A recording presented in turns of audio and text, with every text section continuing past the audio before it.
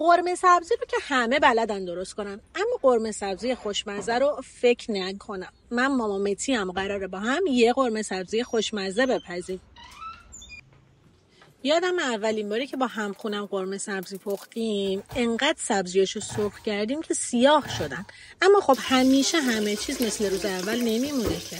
کم کم برای خودم قلقای جدید کشف کردم و باعث شدش که توی پخت قرمه سبزی یه حرفی برای گفتن داشته باشم.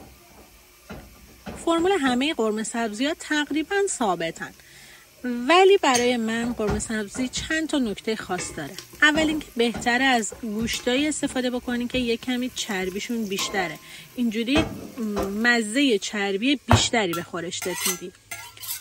اگه یه تیکه قلمم بندازی توش که دیگه وای نگم از مزهش. اگه تا اینجا اومدی و از ویدیو خوشت اومده، لایک و سابسکرایب فراموش نشه.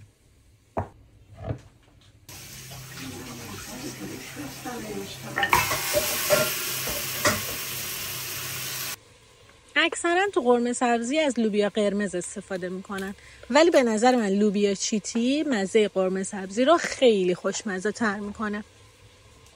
البته من اینجا دسترسی به لوبیا چیتی تازه داشتم که واقعا عالی بود.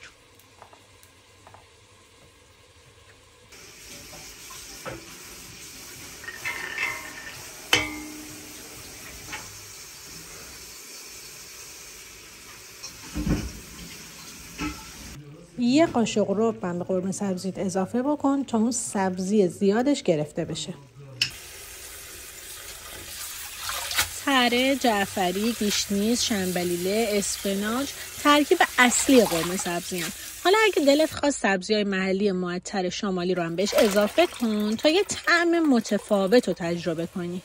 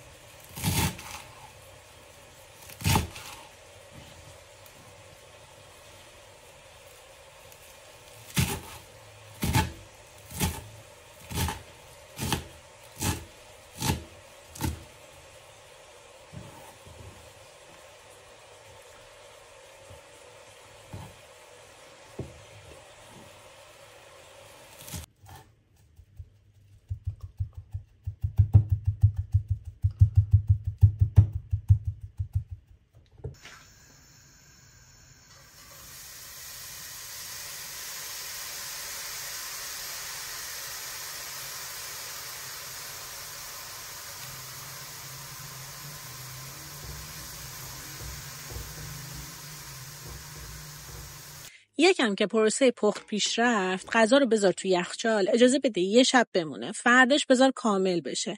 اینجوری غذات حسابی جا افتاده میشه.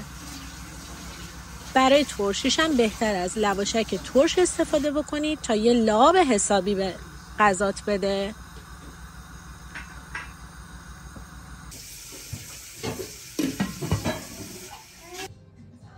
بفرمایید، نوش جان.